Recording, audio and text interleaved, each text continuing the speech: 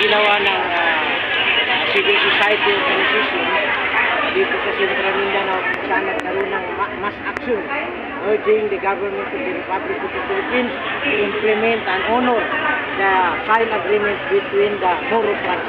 Ito ay panawagan ng ating civil society. Unang-una, implement yung napag-usapan, yung GPHC Mileage Peace Process na kung saan may dalawang tracks na napag-usapan. Unang track itong political track na kung saan na-establish na yung Bangsamoro government ngayon, yung BARM, nandiyan na yung mga ministers, nandiyan na yung member of the parliament, nandiyan na yung mga offices and agencies. Ngunit dito sa kabila, itong normalization, dito ang may problema.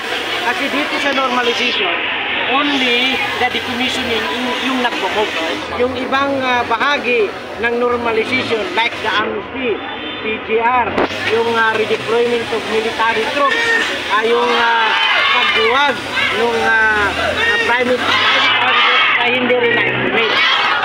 Ngayon, ginigusto namin dahil ang decommissioning lamang ang na-implement. In fact, dito sa decommissioning, merong pinalabas ang emailers na resolution na kung saan gusto nilang i-halt yung fourth tranche nung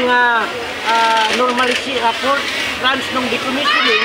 More than 14,000 combatant ang hindi muna ipa-decommission hanggang hindi ma-deliver yung ibang bahagi ng normalization. So gusto namin synchronize, parallel at commensurate yung implementation ng natirang tracks like itong tracks ng normalization. Pangalawa, gusto namin dito sa BARM, dito sa Bangsamoro government, hindi makikialam ang national government because only the president have power to supervise this autonomy. So ayaw namin itong ginagawa ni Secretary Galvez at itong Saplag Damio na nakikialam dito sa internal affairs ng Bangsamoro. Pangatlo, gusto na namin magkaroon ng eleksyon this coming October 13. Sana tuloy-tuloy na ito given yung binigay, yung executive order na binigay ng presidente kung saan kanyang ginawa na napospone yung barangay at SK election para mabigyan ng daan itong Bangsamoro, first ever Bangsamoro parliamentary election na gaganapin ngayong October 13.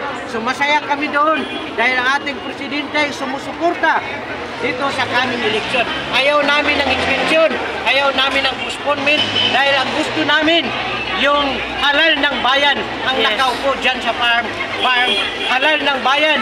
Ito po yung pinili ng maraming tao yung uupo dyan sa Bangsamoro government. Yun po, kaya gusto namin ng eleksyon. So yan po yung aming panawagan. In general, i-implement yung peace process ng GRP, Mileage Peace Process, pati yung hindi na-implement sa GPH, Iminilip, ay implement na din at implement na dito sa itong agreement na ito, implement ang FAB, implement ang CAB, implement ang BOL. Yan po ang buod ng aming panawagan sa mass action na ito. Sir, nabanggit nyo yung pangingialam ni Charlie Galvez and Secretary Anton Lagdameo. Sa inyo pong nakikita, ano yung ito na pangingialam dito ho sa Bangsamoro region? Yan, actually, maraming option ang Malacanang. Unang-una, hindi sila i-appoint ulit.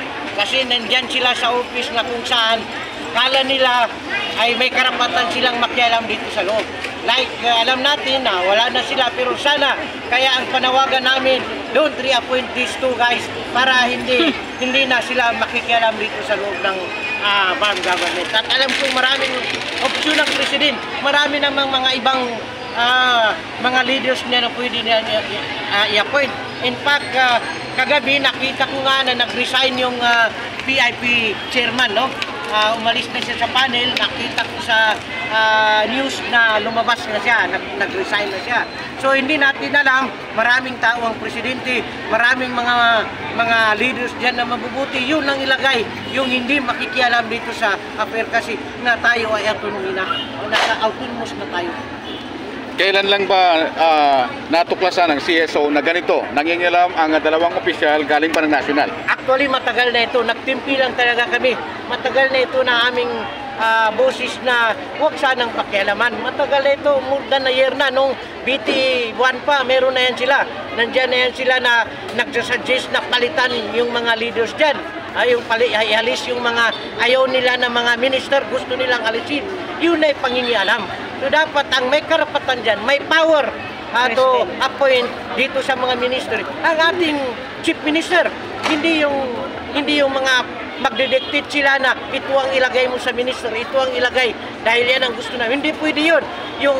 Yung chief minister natin at yung MILF ang may karapatan kasi sila yung nakipag-usap, sila yung mayroon agreement sa gobyerno ng Pilipinas. Ano yung nakikita ng CSO?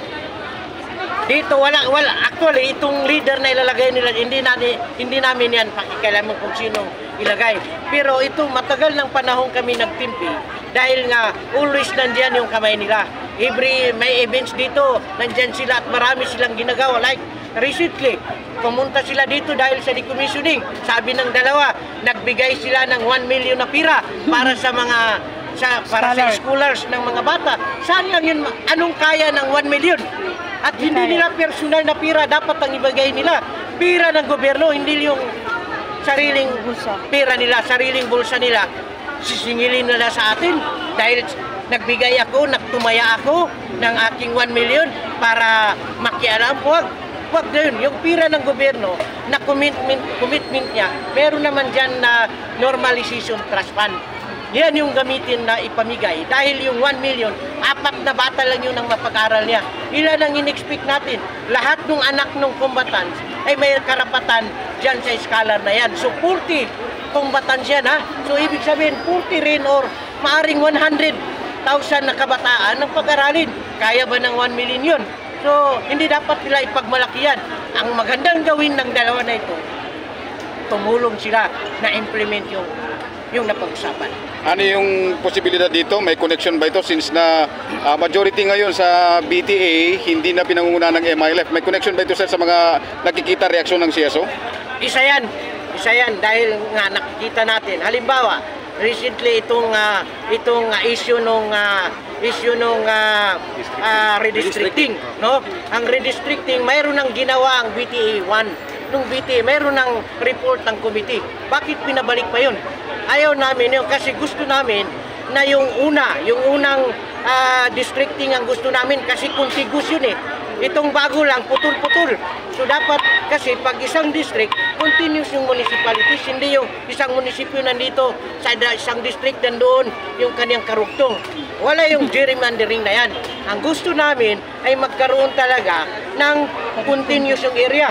Kahit saan man nilagay, halimbawa District 1, ang unang District 1 dito sa Maguindanao Norte ay binubuo ng Barira, Buldon, Barira, Buldon, Matanog. Second District, Parang at saka Sultan Kudarat, Sultan Mastura, and then Sultan Kudarat, 3rd District, Sultan Kudarat, Kabuntalan na dalawa, plus Talitay, and then DBS, DOS at saka OP, yun yung 4th District. So itong huli, na bago yun. So kaya gusto namin yung unang BTA, ginawa ng BTA na redistricting, yun ang gagawin kasi yun yung nakikita namin na area ay contiguous yung mga areas na nalagay. Pero sir, bigyan linaw din natin na kasi sa kasalukuyang estado ngayon ng farm leadership, yung kasalukuyang umupo ngayon sa ICM is Chief of Staff ng MILF. Hindi naman kayo tumututol dito sa naging arrangement na ito, Sir Mading. Kahit sinong ilagay nilang Chief Minister, basta MILF dito, wala kaming question. Wala kaming question. MILF din yan si ICM sa amin.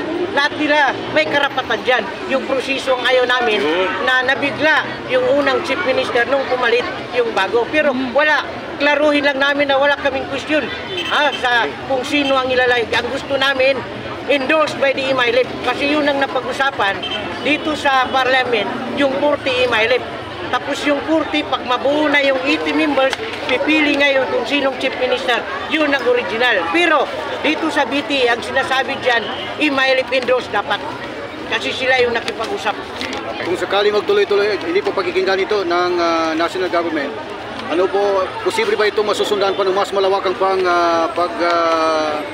kasi halalin tulad itong pagtitipon? Posible kasi tayo nga sa civil society, hindi tayo hindi tayo mag-stop, no? Hindi tayo hinto hanggat hindi ma-address yung mga problema ngayon. Ang dami nating problema, nandiyan na ngayong autonomous natin, in-expect natin walang problema, pero bakit nandiyan pa?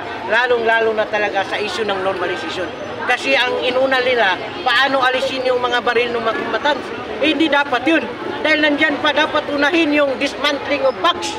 Nandyan pa yung amnesty. Wala pang lumabas na nakulong na mga elite commander na dapat ilalabas yun sa amnesty. Walang nangyari. TGR, hindi nagmumove. Tapos yung redeployment of military troops, wala ring na-redeploy. Ang napag-usapan dyan, lahat yung mga military sa loob, mga communities, ilabas yan at ibalik sa barracks, ibalik sa brigade o ibalik sa 6ID. Sa posible ba sir na nangangamba ang CSO na kaya kayo nagpatawag ng ganito, panawagan, dahil posibleng hindi matutuloy ang eleksyon? Nararamdaman namin kasi merong nagmo-move dyan na another extension. Anong makukuha natin sa extension? Ang gusto natin, autonomous na ito, autonomy na itong binigay. Dapat tao na yung pipili. Dapat talaga mag-eleksyon na para yung tao na, yung freedom to choice ay nandyan na as democratic country. Pero any reaction sir, nagpalabas na rin ang payag ang Pangulong PBBM na tuloy. Yes, kaya nga meron kaming binasa kanina, binasa nung LBO yung kanilang support doon.